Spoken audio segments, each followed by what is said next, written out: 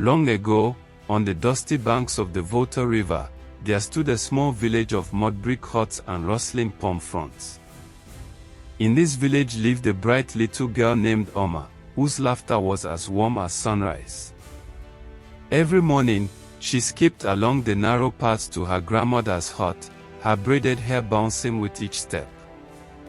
One sweltering afternoon, as cicadas hummed in the tall grass, grandmother handed Oma a smooth, hollow calabash carved from a god. "Oma," she said, her voice soft but firm, "take this calabash down to the river. Fill it with water and bring it back. But remember, this is no ordinary calabash. It does not like to be left alone." Oma's eyes grew wide with curiosity. She turned the calabash over in her small hands. It was painted with swirling patterns that looked like dancing fish. She smiled. "I will be careful, Grandma," she promised. She hurried down the path until she reached the river's edge. The water lay still, reflecting the sky like a mirror. Gently, Oma dipped the calabash beneath the surface. It filled with clear water that rippled softly. Pleased, she lifted it out and began to turn back toward the village. But something strange happened. The river whispered around her ankles, and before Oma could blink, the calabash slipped from her fingers. With a soft plop, it sank beneath the surface and vanished into the deep green.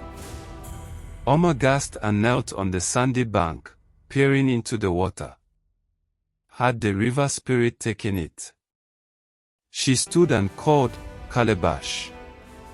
Calabash!" Her voice echoed across the water, but only the wind answered. She searched every pool and inlet, but the river kept its secret. That night, Oma could not sleep. The moon cast pale light across her straw mat as she lay listening to the night sounds. Somewhere in the darkness, a soft voice called her name. "Oma," she sat up and pressed her hand to her heart. "Who's there?" she whispered. No one answered, but the wind sighed through the trees, and Oma felt a gentle tug in her chest. At dawn, she crept out of the hut and made her way back to the river. There, floating on the surface like a golden lily, was the lost calabash. Its painted swirls glowed in the sunlight. Oma's heart fluttered with wonder. She waded in until the water lapped around her knees and reached for it. As her fingers touched the smooth gourd, a calm settled over her, as though the river itself was breathing through that calabash. Oma closed her eyes.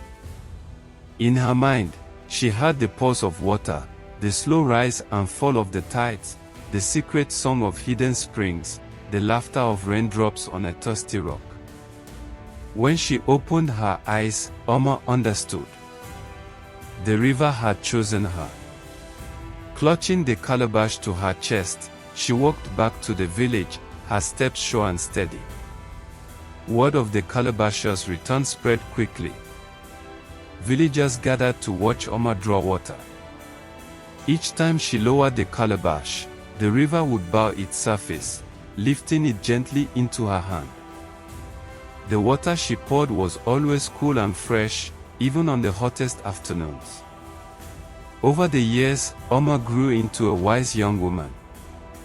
She learned to speak to water in soft words that no one else could hear.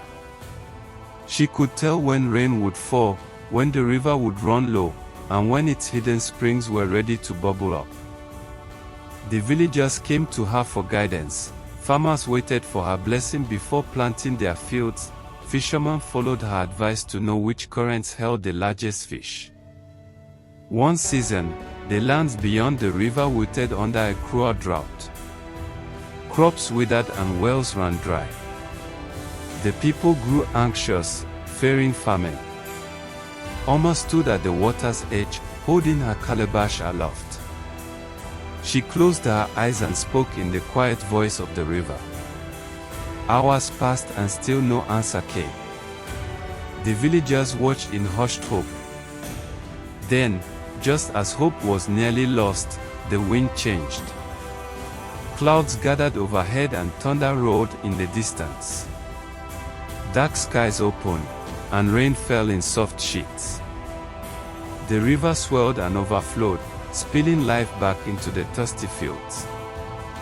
From that day on, Oma was known as the voice of the river. Children followed her along the banks, hoping for a glimpse of her magical calabash. When night fell, they said they could hear the river hum, a lullaby carried on the breeze. And so, the story of Oma and her calabash became legend. To this day, whenever the Volta River rises after a dry season, the people remember the brave little girl who trusted the calabash, who listened to the river, and who brought water and hope back to her village.